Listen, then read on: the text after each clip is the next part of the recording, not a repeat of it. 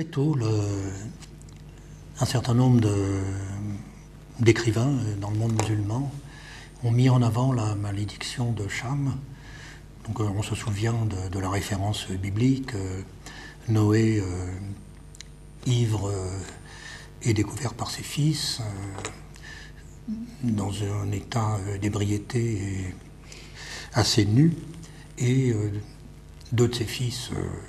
le recouvre respectueusement, et le troisième rit de la nudité de son père. Donc c'est Cham. Et Noé maudit Cham en le faisant esclave de ses frères et de la descendance de ses frères.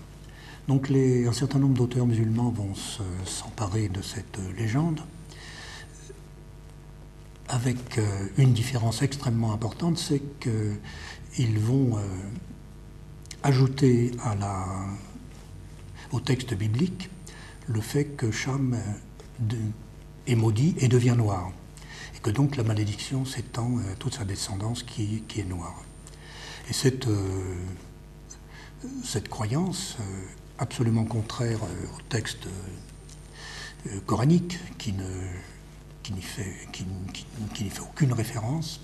va prospérer dans l'ensemble du monde musulman pour justifier l'esclavage des Africains subsahariens, avec tout au long des siècles un certain nombre d'auteurs, d'écrivains qui reprennent cette malédiction et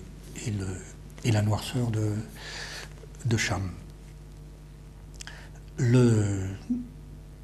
L'idée est extrêmement populaire et partout répandue, si bien que le terme esclave, abd, finit par correspondre à une couleur noire. Les deux termes deviennent équivalents. Et ce jusqu'à une période extrêmement récente, je dirais même encore aujourd'hui, lorsqu'on lit sur les forums maghrébins les insultes qui fusent à l'égard des esclaves, la couleur noire revient de manière systématique. Deux grands écrivains, deux grands jurisconsultes musulmans se sont élevés contre cette légende de la noirceur de Cham. Le premier, c'est Ibn Khaldoun,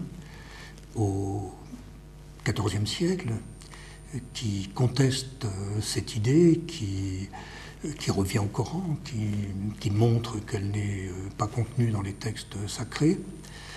qui essaie d'en démonter les racines, et qui donne, lui, une autre explication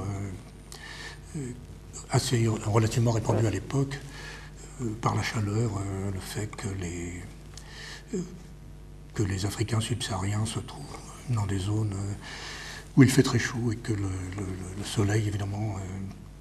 leur donne cette couleur. Mais ce démontage, enfin en tout cas la négation du fait que le Coran puisse propager cette idée, n'a aucun effet dans le monde musulman au niveau populaire ou ailleurs. Et c'est un deuxième jurisconsulte